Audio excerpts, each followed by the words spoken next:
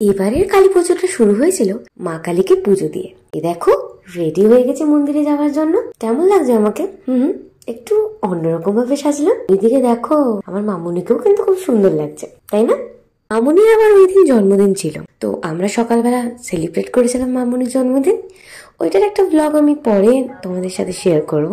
এখন আমরা যাচ্ছি পুজো দিতে, আর ওখানে রিম্পা আকাশের সাথেও তোমাদের দেখা হবে। আমরা যেখানে থাকি একদম তার সামনে, একটা ফ্ল্যাট পরেই এই মন্দিরটা। আর যখনই এখানে পুজো হয় তো সুন্দর গান বাজনা, ঠাকুরের সমস্ত মন্ত্র আমরা শুনতে পাই, ভীষণ ভালো লাগে। মন্দিরটা কি সুন্দর! চলো মন্দিরটাকে একটু ঘুরিয়ে ঘুরিয়ে তোমাদের দেখাই। এটা হচ্ছে পার্ট 1। আর সেকেন্ড পার্টে আমরা কত বাজি ফাটিয়েছি কালী পুজোর দিনে, সেগুলো তোমাদের সাথে শেয়ার করবো। হেব্বি আনন্দ হয়েছিল। আর সেদিনকে কিন্তু তোমরা আরো অনেক অনেক ফ্রেন্ডসদের আমার দেখতে পাবে। আর সেদিন আরো অনেক বন্ধুদের সাথে তোমাদের আলাপ করাবো। ভিডিওটা ভালো লাগলে একটা